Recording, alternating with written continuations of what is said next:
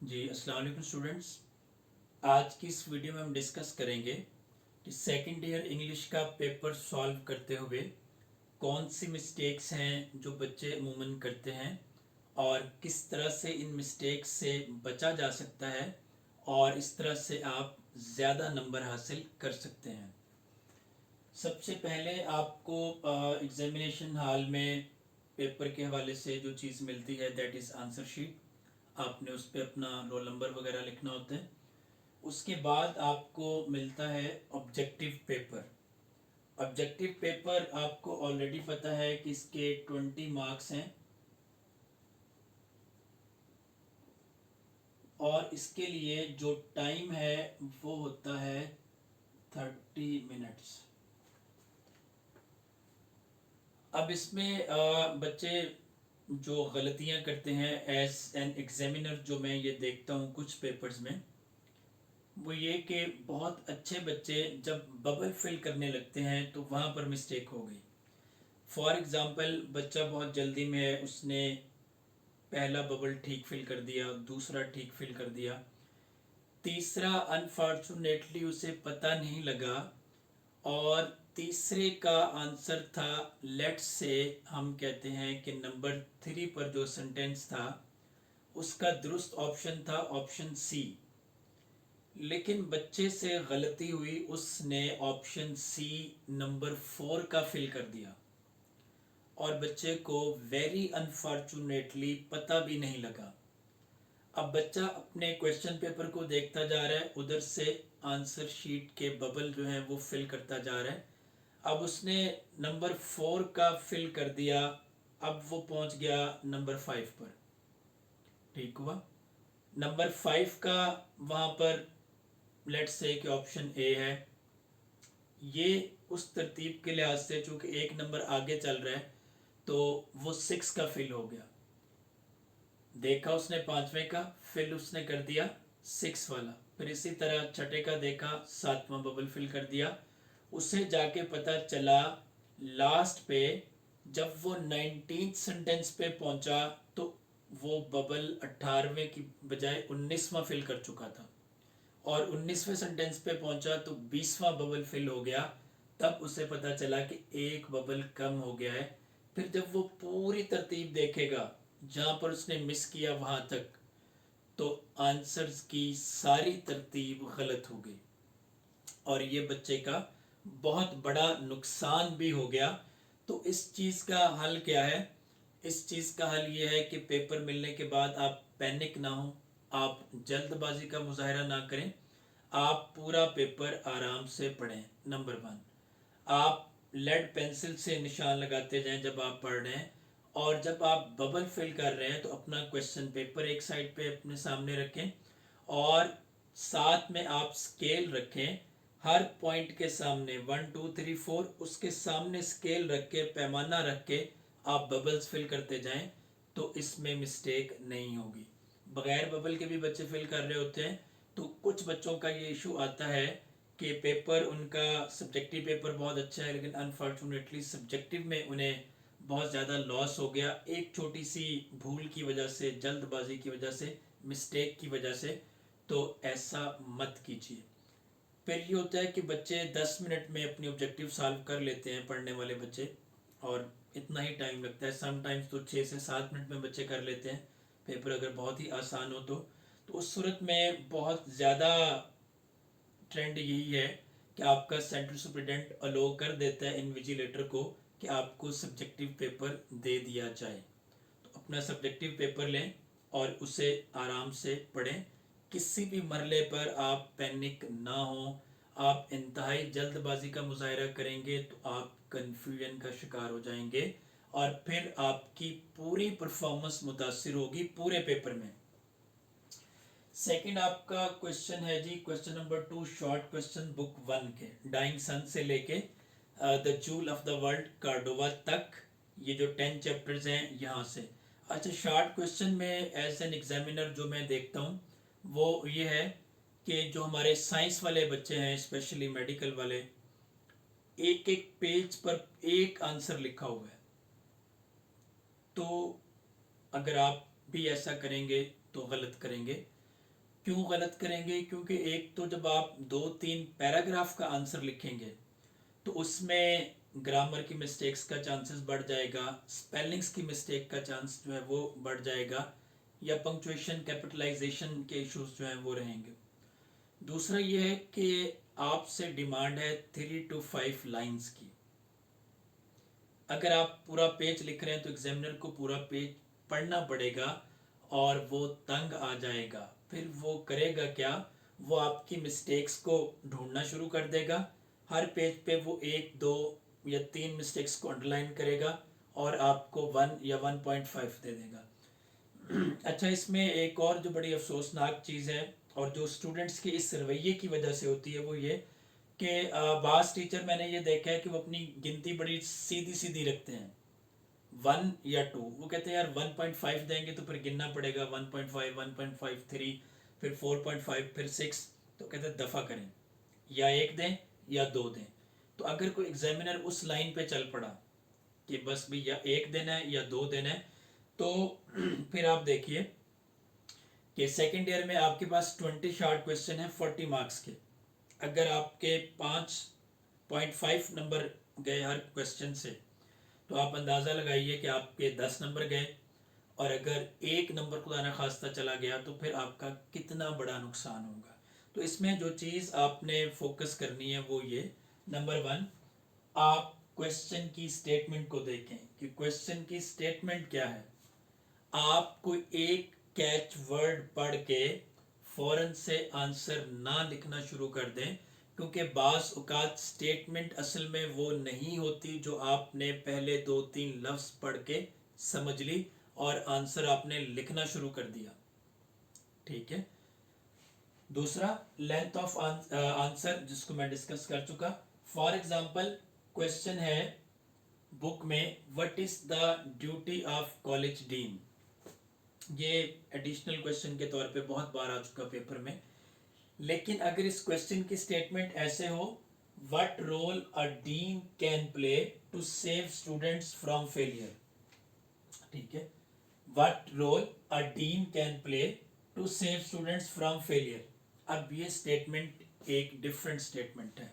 इसका answer exact वो नहीं होगा जो what is the duty of college dean का है। तो अगर इस तरह की स्टेटमेंट्स होंगी और आप अपने रटे रटाए आंसर्स आधी स्टेटमेंट पढ़ के आप लिख देंगे कि बस आपको लफ्ज़ डीन नज़र आया तो आपको लगा कि हाँ ये वही क्वेश्चन है, what is the duty of college dean, तो अगेन आप अपने मार्क्स को लूज करेंगे। इसी तरह से शॉर्ट क्वेश्चन है हीरोज़ के, यहाँ से आपने 6 शॉर्ट क्वेश्चन करने होते हैं 9 में से, तो यहाँ पर भी बच्चे मिस्टेक करते हैं। अच्छा, जो एक और टाइप की मिस्टेक है वो इसी से रिलेटेड है, लेंथ ऑफ योर आंसर से, कि पहला क्वेश्चन आपको बड़ा आउटस्टैंडिंग शानदार किस्म का आता था, आपने 1 पेज का या आधे पेज का आंसर लिख दिया। अब इसमें आपने अपने लिए 2 मुसीबतें खड़ी कर ली हैं। एक तो वही जो मैंने ऑलरेडी डिस्कस कर दी कि आपने एग्जामिनर को पढ़ने डाल दिया, वो पूरा पेज आपका पढ़ेगा। सेकंड, जहाँ पे आपने ये किया और अगर उस पूरे पेज में कोई गलती नहीं है तो आपने अपने लिए ही एक स्टैंडर्ड सेट कर दिया कि भाई मेरा स्टैंडर्ड ये है कि मैंने बड़ा डिटेल्ड आंसर लिखना है। लेकिन अगला क्वेश्चन ऐसा था कि उसमें आपके पास इतनी गुंजाइश नहीं थी या आप उतना लंबा आंसर नहीं लिख सके जितना आपने पहले का लिखा। तो अब एग्जामिनर क्या करेगा?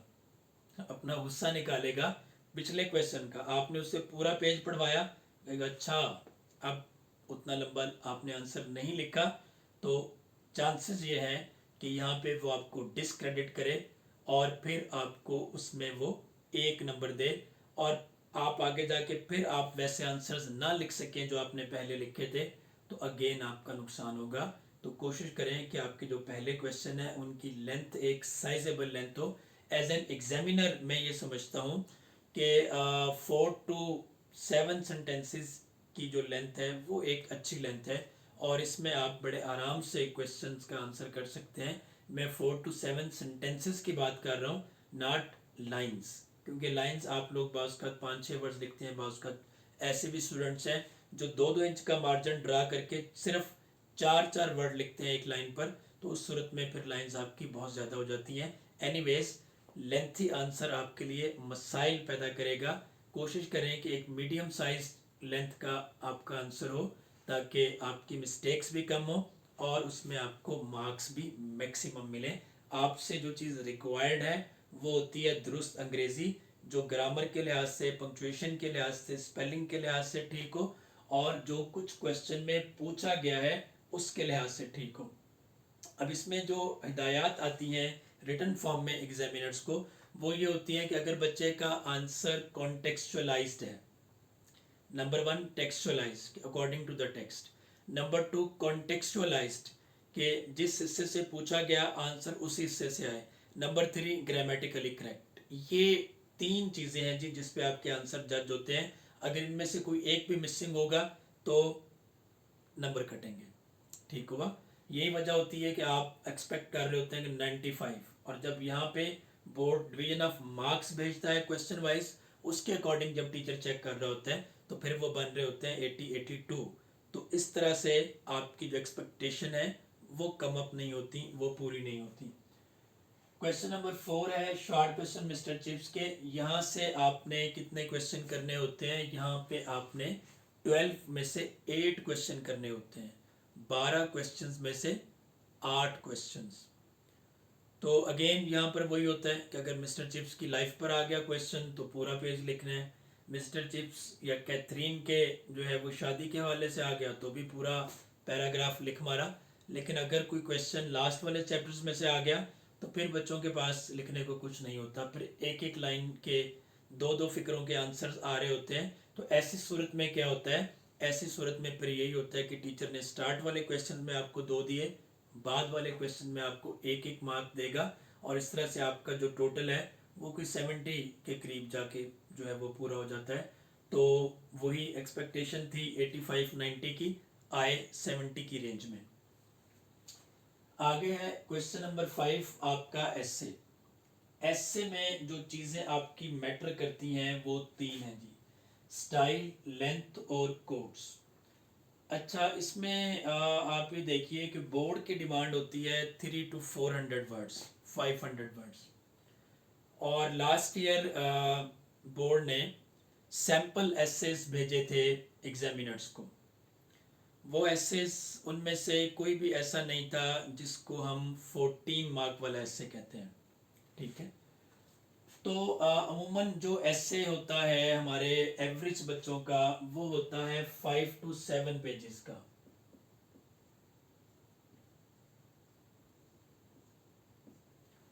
5 to 7 पेजेस का।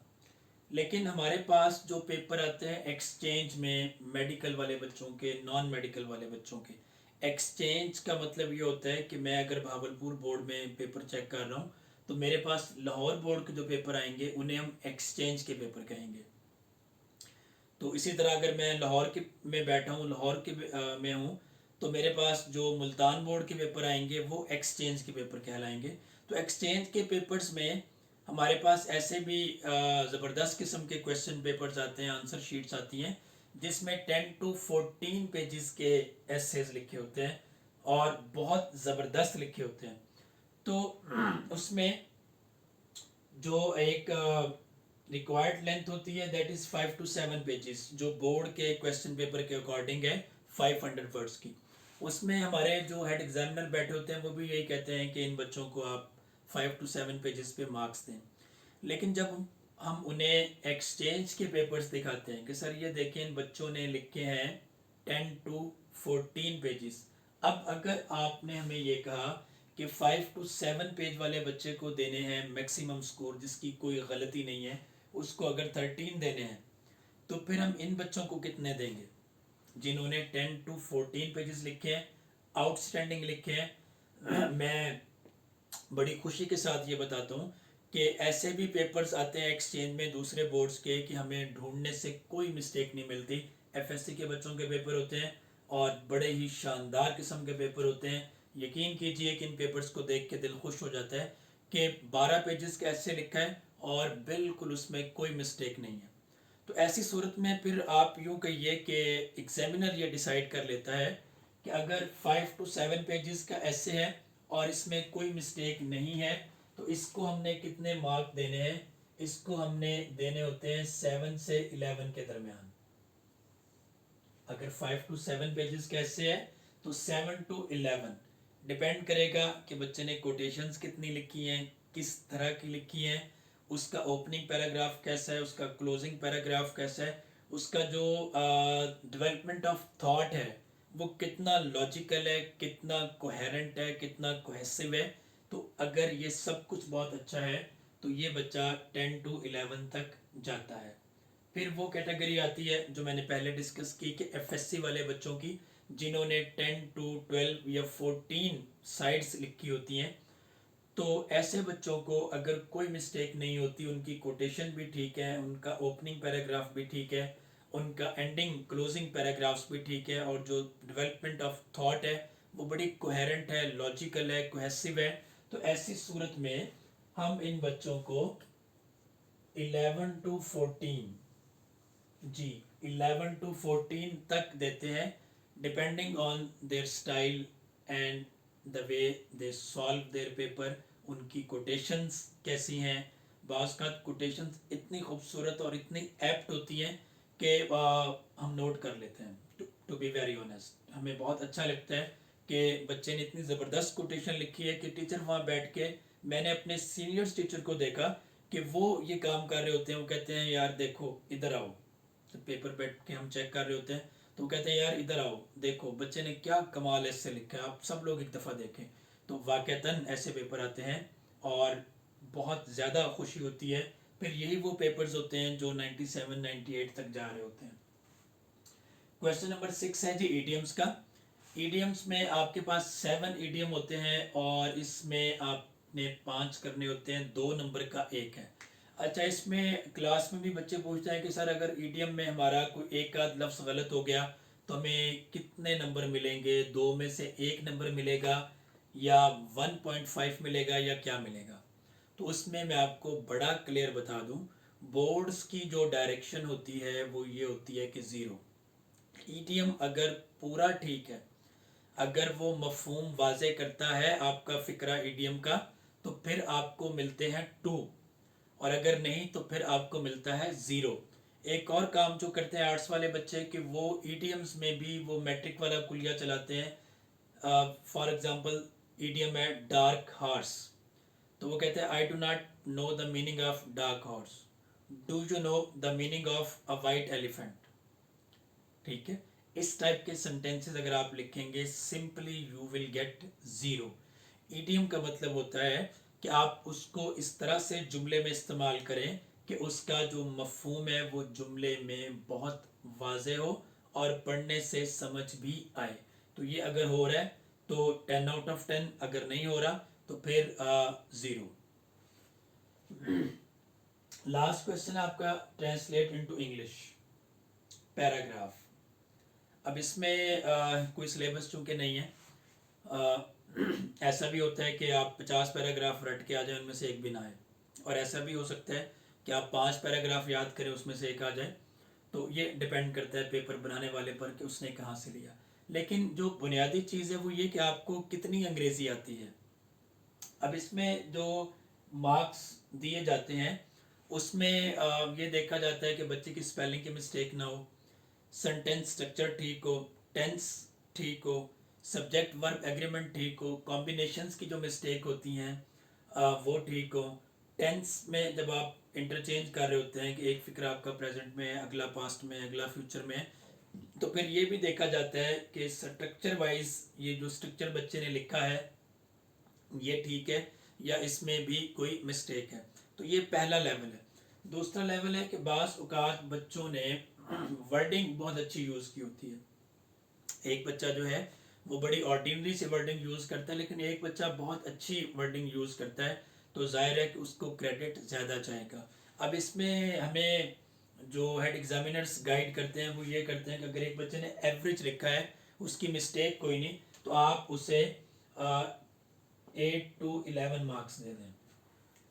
ठीक है, अगर किसी बच्चे की मिस्टेक्स हैं 2 3 4, तो उस सूरत में अमूमन एग्जामिनर ये करते हैं कि 5 to 8 मार्क्स तक देते हैं, किसी को 5, किसी को 6 7 8, इसमें डिपेंड करता है कि बच्चे की राइटिंग कैसी है, उसने कितनी कटिंग ओवर राइटिंग की है। बाज़ का बच्चा बार बार कटिंग ओवर राइटिंग कर रहा होता है, जो इस चीज़ की अलामत है कि वो कंफ्यूज है, उससे आ नहीं रहा, तो ऐसी सूरत में फिर नंबर कम मिलते हैं। तो कोशिश करें कि आपकी कटिंग ओवर राइटिंग जो है वो ना हो। इस तरह से अगर एक बच्चे की लैंग्वेज बहुत अच्छी है, उसने बहुत अच्छी डिक्शन यूज़ की है, बहुत अच्छी वर्डिंग यूज़ की है, तो फिर वो बच्चा 11 से 14 तक जो है उसका स्कोर जाता है। ठीक हुआ। इस तरह से ओवरऑल आपने ये ख्याल करना है कि आपका जो इम्प्रेशन डेवलप करना है आपने अपने एग्जामिनर पर, वो आपका डेवलप होता है स्टार्ट से। नंबर वन, ऑब्जेक्टिव अगर आपकी बहुत अच्छी है तो यहाँ से आपका एक बहुत अच्छा इमेज डेवलप हो जाएगा। फिर उसके बाद अगर शॉर्ट क्वेश्चंस आपके बहुत अच्छे हैं तो अगेन यहाँ से भी आपका जो इमेज है वो बहुत अच्छा डेवलप हो जाएगा। और फिर अगर आपके थर्ड क्वेश्चन के शॉर्ट क्वेश्चन भी ठीक हो गए, यहाँ भी आपने 12 आउट ऑफ 12 ले लिए, तो फिर आपका बहुत अच्छा इंप्रेशन डेवलप हो जाएगा। लेकिन लेकिन लेकिन अगर आप कटिंग कर रहे हैं, आप ओवर राइटिंग कर रहे हैं, आप बार बार इंक रिमूवर का यूज़ कर रहे हैं, तो इसका मतलब है कि आप एग्जामिनर को सेंसिटाइज कर रहे हैं कि भाई मैंने मिस्टेक्स की हैं, मैं बार बार कटिंग ओवर राइटिंग कर रहा हूँ या कर रही हूँ, मैं कंफ्यूज हो गई हूँ, तो मेरी मिस्टेक्स हैं। ये मत कीजिए। कोशिश करें कि कटिंग ओवर राइटिंग आप ना करें, इससे आपको बड़ा फ़ायदा होगा। क्योंकि एक फ़्लो में जा रहा होता है पेपर, एग्जामिनर भी उसी फ़्लो में जा रहा होता है। जैसे ही आप कटिंग ओवर राइटिंग करते हैं, एग्जामिनर फ़ौरन से देखता है कि अच्छा बस बच्चे ने अपना असल काम शुरू कर दिया है, अब ये भूलना शुरू हो गया है, अब ये कंफ्यूज करना शुरू हो गया है। तो वो जो आपका इमेज बना था 90 प्लस वाला कि ये बच्चा 90 मार्क्स लेगा, वो नीचे आना शुरू हो जाता है 80 पे, 70 पे, 60 पे। तो फिर एग्जामिनर क्या करेगा, वो आपकी मिस्टेक्स को ढूंढना शुरू कर देगा। हर क्वेश्चन के आंसर में वो एक या दो मिस्टेक्स ढूंढ के अंडरलाइन करेगा, 1/2 लिखेगा, अगले क्वेश्चन पे आप एकदम से 90 की रेंज से निकल के आप 70-75 की रेंज में आ जाएंगे। तो ये चीज़ें हैं जिनसे आपने अवॉइड करना है। सेकंड ये कि जब आप अपना क्वेश्चन लिख रहे होंगे तो आप कोशिश करेंगे एक क्वेश्चन से दूसरे क्वेश्चन के दरमियान आप लाइन लगाएं। आप अपनी आंसर शीट का जो दरमियान है, दरमियानी जगह, वहाँ पे आप क्वेश्चन नंबर लिखें, आप पेज की साइड पे ना लिखें। क्योंकि जब टीचर जो है वो ऐसे उसको फोल्ड करता है तो बाज़ का क्वेश्चन नंबर जो है वो सीन के अंदर ही छुप जाता है, तो आपको प्रॉब्लम्स हो सकती हैं। तो सबसे पहले क्या करें, जब आपका टेस्ट सेशन चल रहा हो तो उसमें भी आप कोशिश करें कि स्केल रख के पेपर की दोनों साइड पे मार्जिन ड्रा करें। क्वेश्चन नंबर पेपर के दरमियान में लिखने की प्रैक्टिस करें। एक आंसर से दूसरे आंसर के दरमियान कम से कम 2 लाइंस खाली छोड़ें। और बहुत अच्छा होगा अगर आप एक आंसर ख़त्म होने के बाद पॉइंटर से लाइन लगा दें, फिर एक लाइन छोड़ के अगला आंसर लिखें। तो इस तरह से क्लैरिटी भी होगी और आपके पेपर की जो पॉपुलेशन है, जो प्रेजेंटेशन है, वो बहुत अच्छी हो जाएगी। फिर जब एक पूरा क्वेश्चन ख़त्म हो गया तो कोशिश करें कि आप अगले पैरे पर नेक्स्ट क्वेश्चन स्टार्ट करें। यानी अगर आपका क्वेश्चन नंबर 2 आपकी आंसर शीट के छठे पेज पे जाके ख़त्म हुआ और उसमें अभी जगह बाकी थी कि आप क्वेश्चन नंबर 3 स्टार्ट कर सकते हैं, तो आप उस जगह को छोड़ के जो वेरी नेक्स्ट पेज है उस पे आप क्वेश्चन नंबर 3 लिखें, हीरोज लिखें, और फिर वहां से आप आंसर करना शुरू कर दें। आप पेपर की तरतीब को भी ख़राब ना करें। ऐसा ना करें कि ऑब्जेक्टिव पेपर के बाद आपने सबसे पहले ईडियम्स कर दिए, फिर आपने शॉर्ट क्वेश्चन कर दिए, फिर आपने पैराग्राफ कर दिया, फिर आपने एस्से कर दिया। तो अगर आप पेपर की तरतीब को गड़बड़ करेंगे तो अगेन आपका नुकसान होगा।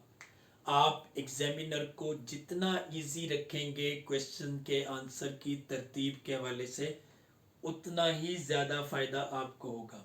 क्योंकि एग्जामिनर ने हर क्वेश्चन चेक करने के बाद सब टोटल पेज के कॉर्नर पे ऊपर लिखना है, फिर उस टोटल को कैलकुलेट करके जो मेन टोटल बनेगा, यानी यहाँ से अगर आपने 7 क्वेश्चन किए हैं तो एग्जामिनर ने 6 के नंबर काउंट करने हैं। पहले वो 6 का टोटल करेगा, फिर उससे जो फेस शीट है, जो बाहर वाला कवर पेज है आपके पेपर का, वहाँ पे उसने लेके जाना है। तो जितना उसे इस काम में आसानी रहेगी उतना ही आपका फ़ायदा होगा। और जितना ज़्यादा आप उसको खपाएंगे, आप उसे तंग करेंगे कि आपने पहले ईडीएम कर दिए, फिर आपने बुक टू के क्वेश्चंस कर दिए, फिर आपने पैराग्राफ कर दिया, फिर आपने हीरोज के क्वेश्चन कर दिए, फिर आपने ऐसे स्टार्ट कर लिया, फिर उसके बाद जाके आपने मिस्टर चिप्स के क्वेश्चन स्टार्ट कर दिए, तो बच्चों इसमें आपका नुकसान हो सकता है और होता है।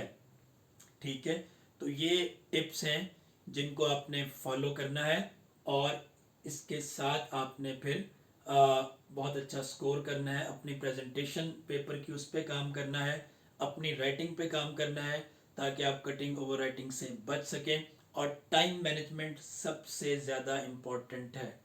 मैं आपको सिंपल बता दूं कि जो पेपर के डिवीजन है टाइम की, आप अगर 30 मिनट इसके निकाल दें ऑब्जेक्टिव पेपर के, तो आपके पास एक शॉर्ट आंसर को लिखने के लिए मैक्सिमम 3 या 3.5 मिनट है।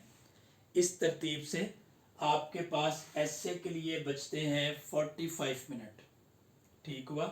और 15 मिनट आपके पास होते हैं इस क्वेश्चन को करने के लिए, ट्रांसलेट इनटू इंग्लिश। इस टाइम मैनेजमेंट के साथ अगर आप अपना पेपर सॉल्व करते हैं, यानी 3 से 3.5 मिनट एक शॉर्ट आंसर के लिए, फिर आपके पास यहाँ पर बचते हैं 45 मिनट्स इसके लिए, 10 मिनट्स ईडियम्स के लिए, 15 मिनट्स इसके लिए, तो आपके पास आखिर में 10 से 12 मिनट बच जाएंगे अपने पेपर को दोबारा पढ़ने के लिए। और ये आपने लाजमी तौर पर करना है, अपना पेपर लाजमी तौर पे आपने पढ़ना है, ताकि जो पेन स्लिप्स हैं, फॉर एग्जांपल देयर फोर को लिखते हुए ई मिस हो गया, बिकॉज को लिखते हुए ई मिस हो गया, तो ये मिस्टेक्स होती हैं, इन्हें हम पेन स्लिप्स कहते हैं। ताकि जो पेन स्लिप्स आपने की हैं आप उनसे बच सकें, उनको ठीक कर लें, और आप अपना स्कोर लूज करने से बच सकें। आई होप कि ये सारी चीज़ें आपके लिए बहुत हेल्पफुल रही होंगी जो मैंने डिस्कस की। अपनी फीडबैक से ज़रूर हमें आगाह कीजिएगा, कमेंट कीजिएगा वीडियो में, वीडियो को शेयर करें, चैनल को सब्सक्राइब करें, बेल आइकन प्रेस करें, ताकि आपको ऐसी और अच्छी वीडियोस का पता चलता रहे। Thank you so much.